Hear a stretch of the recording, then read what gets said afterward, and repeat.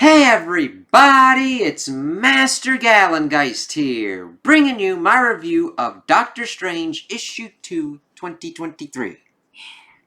Really great, beautiful cover here, and we do get some of this in here. Now granted, not in the ways that we usually expect it. So, let's start off here. I really enjoyed this one.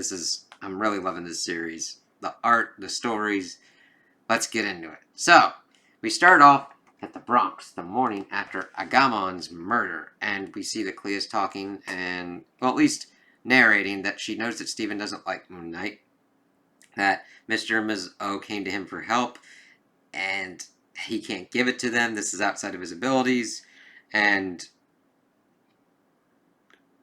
he does know that when asked for assistance, that Stephen will make his house call, and Moon Knight tells Stephen that he appreciates this. He's like, "You're not, Mr. Spectre, made all the less so by your friendship with my actual favorite person, Clea." And of course, Clea's talking about needing a distraction would go with him. But mere dislike is nothing when a child's welfare is on the line. So, what do we have? As we see that the kid is in trouble. And evidently we see that there are things that are weighing heavily on Clea's mind, and that she needs this. And that little Esther O won't wake up. It's not medical as far as I can tell. It's like something's gone. And that Strange is pretty much like her astral form's gone. So we need to kind of look into that.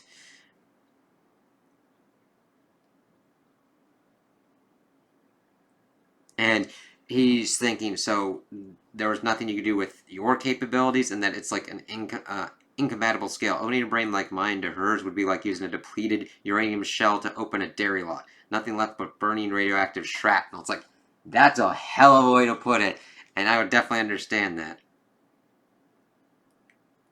Clea pretty much being like, it follows you're not a scalpel, you're a fist. Pretty much. To apply a scalpel, you need a surgeon.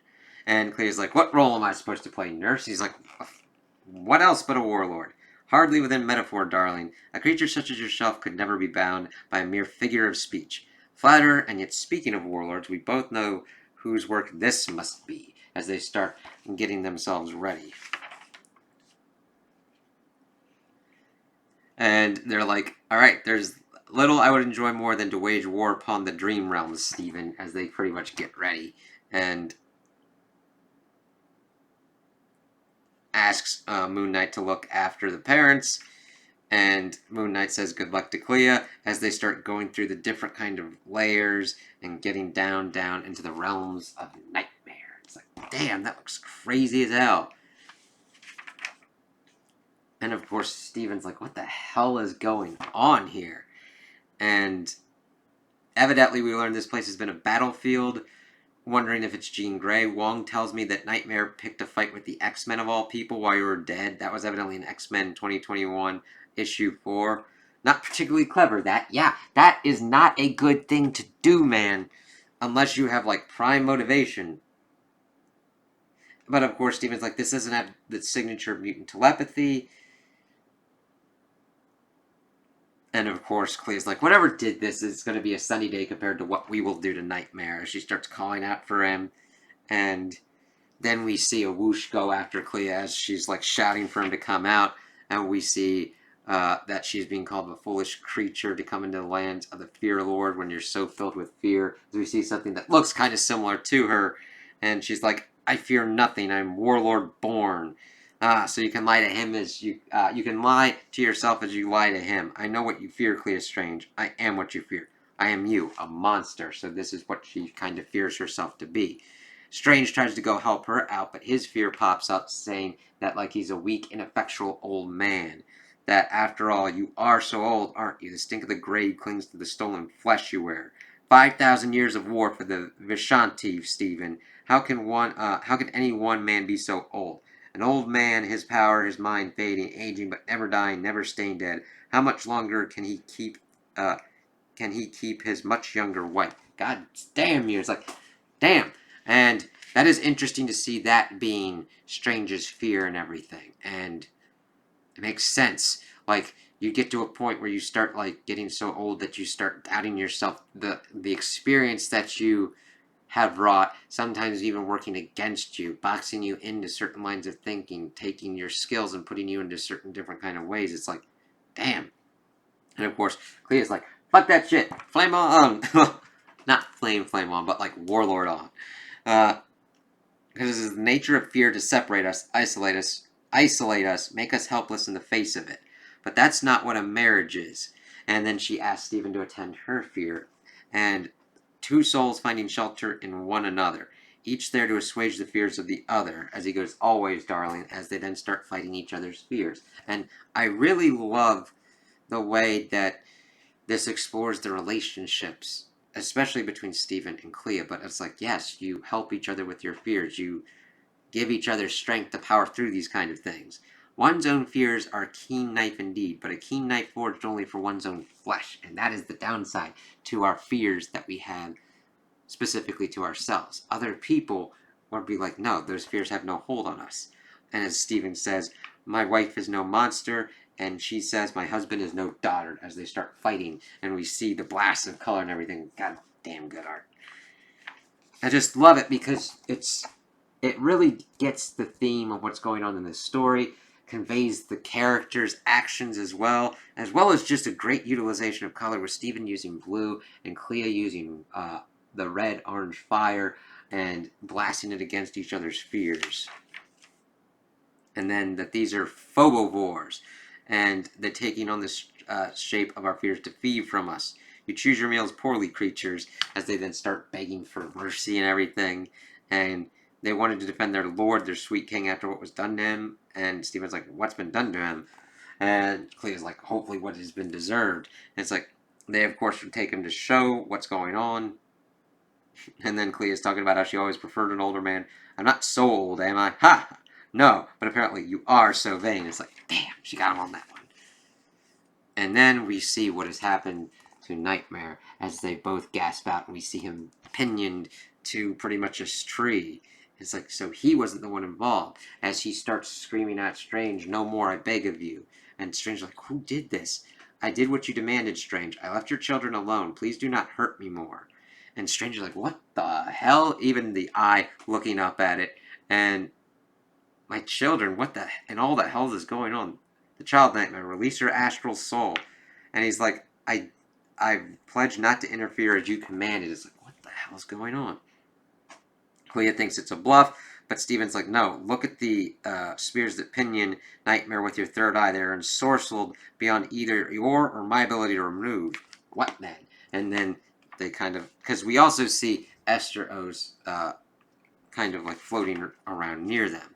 So of course they had to go deeper. They thought they could simply defeat Nightmare and regain the child's astral soul, but we will instead have to follow it deeper into the astral seas. It's like, damn, we thought this was going to be kind of easy hard. Now it's like we got to go down, down. So then they have this spiritual signature in their in his mind's eye, and they kind of start flying towards it. There's some kind of spiritual turbulence, and then it starts tearing at them as we see them in this kind of like blackout space, which is really great and kind of like showcases all these different kind of crazy things. And of course, it doesn't want us here, and he's like, by the mystic moons of Mundapur, what in the, a guardian for a child's soul? No, Stephen, can you not feel it? This warrior is the child's astral soul. It's like, whoa, that's kind of crazy looking. And it's so nutty. And then we learn that the armor is not just protecting the soul, but imprisoned by it. And he's like, well spotted, love. And of course, the armor is of confounding complexity. So she's like, can you not undo it? Can you undo it? Of course, but not without effort. It will take all of my concentration. Can you defend me? Of course. It's like, that's why they make such a great team. And of course, she's talking about how she's unaccustomed to pulling her punches, since it was how she was raised, but I must remind myself that I do battle with a child's soul. This is always the kind of crazy thing that you always have to deal with when you're a hero, or in this kind of situation. You're dealing with something that is trying to harm you. However, it's a child's soul. It's not doing this of its own volition. And so she's got to protect Stephen at the same time and protect the apparition intending him harm. A child's soul forged into a weapon, an abhorrent tactic, the kind of thing Dormammu or Umar would think of. It's like, yeah, that's crazy. And I love that she finds it as abhorrent as well. But child or not, it is a weapon. And all this time, Stephen has been forging a weapon of his own, pulling at the threads of the spell that hold this soul captive. As we see the Eye of Agamotto and Stephen's third eye, which looks fucking kind of cool. And then we see that he strikes and is able to take away the armor and free Esther's astral form and soul. So then we get back to reality, and things are working out. We then shift over to Stephen narrating. It was a cunningly wrought spell, Clea. It took everything I had to unravel, and what's more, when I did shatter it, I felt an echo, a shudder. I received a glimpse of something. She's like, what? A network, a constellation of burning souls linked together with arcane binding. So, this is not an isolated incident and leads to something else. What? We will have to see. So there's evidently a greater abomination that Stephen is talking about, and then Nightmare believed him responsible for his ruin. And Clea's like, damn, a new problem, new enemy, let them come, let them all come. But with the battle finished, I'm once again preoccupied, distracted by what the Phobivore said, by the fear that Stephen vanquished in the dream realm. He wouldn't understand. Now what? And then, of course, he receives a priority transmission from Wong, and, of course, telling him about Agamon being dead. And of course the news detonates in Clea's heart like a bomb, and just like that, my fears have returned. And Stephen looks at her like, we'll have to see what goes on here. Now, we don't know exactly what was kind of going on and who has killed Agamon yet. So we will see how that goes on. Clea is the prime kind of suspect, especially with what's been going on with her narration. However, that might not be completely the truth of what is going on. So I'm always excited to see how the story turns out like this, and what other things could explain this. If Clea did it, if she was involved in it but didn't actually do it herself. There's a lot of different ways that this can go, and I just love the writing and seeing them work together as husband and wife. They just have such great dialogue and such great chemistry, and this creative team just nails it with the writing and the art style. It's just a pleasure to read, and I cannot wait to see what happens next. So those are my opinions on the issue. Tell me what you guys think in the comments below. If you liked it, if you didn't like it, if you agree with me, if you disagree with me. Also like and subscribe, and I hope you have a good day.